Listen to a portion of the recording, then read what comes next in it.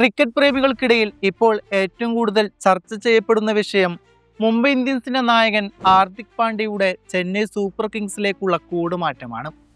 2026 May 2 Chepauk സ്റ്റേഡിയത്തിൽ നടന്ന ആവേശകരമായ മത്സരത്തിൽ മുംബൈ ഇന്ത്യൻസിനെ ചെന്നൈ സൂപ്പർ കിങ്സ് 8 വിക്കറ്റിനാണ് തകർത്ത് തരിപ്പണമാക്കിയത്. പിന്നാലെയാണ് ഈ അഭ്യൂഹങ്ങൾക്ക് ശക്തി പ്രാപിച്ചത്. മത്സരശേഷം ഹാർദിക് പാണ്ഡ്യയും CSK CEO കാശി വിശ്വനാഥും തമ്മിൽ മൈതാനത്ത് വെച്ച് നടത്തിയ സുദീർഘമായ സംഭാഷണം ക്യാമറ കണ്ണുകളിൽ പതിഞ്ഞതോടെയാണ് ആരാധകർക്കിടയിൽ ഈ സംശയം ഉടലെടുക്കുന്നത്. സാധാരണഗതിയിൽ ഒരു മത്സരത്തിന് ശേഷമുള്ള സൗഹൃദ സംഭാഷണത്തിനുമപ്പുറം അതീവ ഗൗരവകരമായ ഒരു ചർച്ചയാണ് അവിടെ നടന്നതെന്ന് ദൃശ്യങ്ങളിൽ നിന്ന് വ്യക്തമായിരുന്നു.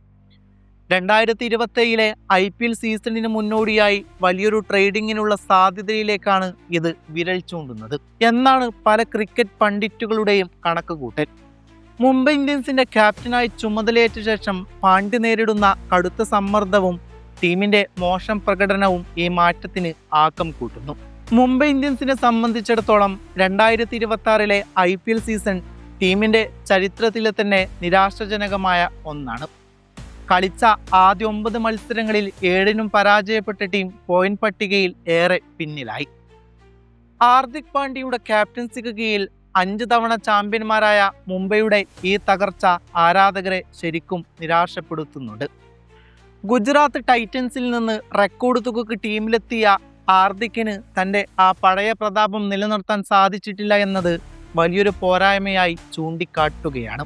CSKയുടെ CEOയുമായുള്ള കൂടിക്കാഴ്ചയിൽ ഹാർദിക് പാണ്ഡ്യ തൻ്റെ കരിയറിനെ കുറിച്ചോ അല്ലെങ്കിൽ ടീം മാറ്റത്തെക്കുറിച്ചോ സംസാരിക്കാമെന്ന നിഗമനത്തിലാണ് ക്രിക്കറ്റ് നിരീക്ഷകർ. CSKയുടെ സുസ്ഥിരമായ അന്തരീക്ഷവും മികച്ച മാനേജ്മെന്റ് സംവിധാനവും ഹാർദിക് പാണ്ഡ്യയെ അങ്ങോട്ട് ആകർഷിക്കാൻ കാരണമായേക്കാം. സഞ്ജു സാംസന്റെ CSK പ്രവേശനവുമായി ബന്ധപ്പെട്ട മുൻകാല ചർച്ചകൾ ഇപ്പോൾ പാണ്ഡ്യയുടെ കാര്യത്തിലും ആവർത്തിക്കപ്പെടുകയാണ്. IPL 2026 മുന്നോടിയായി രാജസ്ഥാൻ റോയൽസിൽ നിന്ന് സഞ്ജു സാംസനെ സ്വന്തമാക്കാൻ ചെന്നൈ സൂപ്പർ കിങ്സ് സമാന രീതിയിലാണ് നടപടികൾ എടുത്തിരുന്നത്.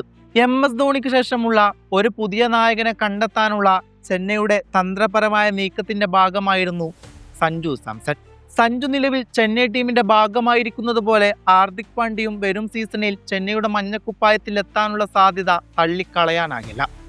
ഹാർദിക് പാണ്ഡ്യയെ പോലൊരു മികച്ച ഓൾറൗണ്ടറെ ടീമിലെത്തിക്കുന്നത് ചെന്നൈയുടെ ബാറ്റിംഗ് ബൗളിംഗ് നിരയെ ഒരേപോലെ സഹായിക്കുമെന്ന് ഉറപ്പു തന്നെയാണ്. നിലവിലെ പ്രകടനം വെച്ച് നോക്കുമ്പോൾ കാര്യങ്ങൾ ഇത്തിരി പരിതാപകരമാണ്. 2027 സീസണിന് മുമ്പോടിയായി ടീമുകൾ വലിയ തോതിൽ അയച്ചു പണിയാനൊരുങ്ങുമ്പോൾ ഹാർദിക്കിന്റെ മാറ്റം ഏറെ പ്രധാനം തന്നെയാണ്. ഹാർദിക് പാണ്ഡ്യയുടെ ചെന്നൈ പ്രവേശനം സാധ്യമായാൽ പരിഗണിക്കപ്പെടുന്ന ഏറ്റവും പ്രധാനപ്പെട്ട ട്രേഡ് ഓപ്ഷൻ ശിവൻ ദുബെയുമായുള്ള ആ ഒരു കൈമാറ്റം തന്നെയാണ്.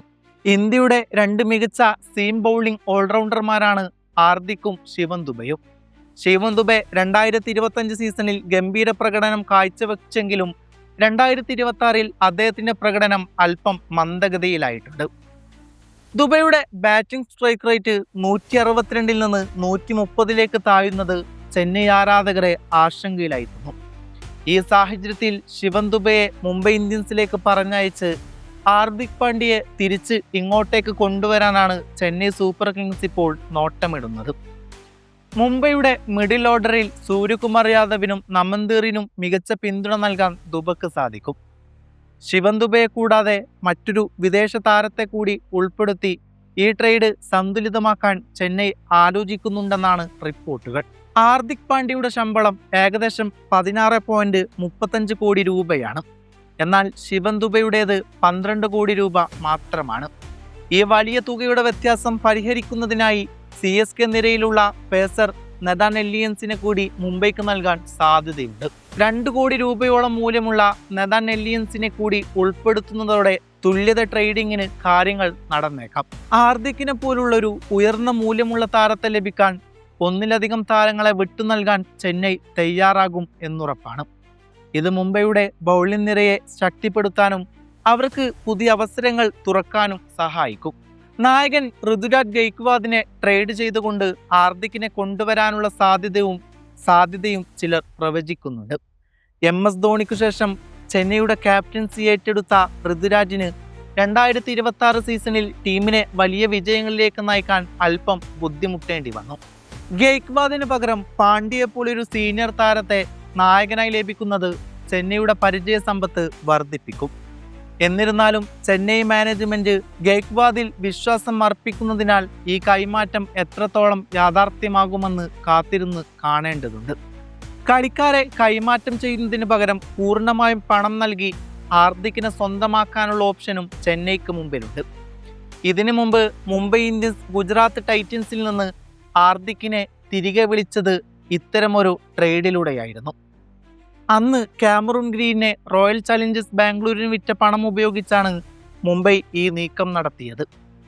ചെന്നൈ സൂപ്പർ കിങ്സിനെ സംബന്ധിച്ചിടത്തോളം ഹാർദിക്കിന്റെ ട്രേഡ് വാല്യൂ നൽകാൻ സാധിക്കുന്ന സാമ്പത്തിക ശേഷിയുണ്ട്. മറ്റു കളിക്കാരെ വിട്ടു നൽകാൻ താല്പര്യമില്ലാത്ത പക്ഷം വലിയൊരു തുക നൽകി ഹാർദിക്കിനെ ടീമിലെത്തിക്കാൻ കാശി വിശ്വനാഥും സംഘവും തയ്യാറായേക്കാം.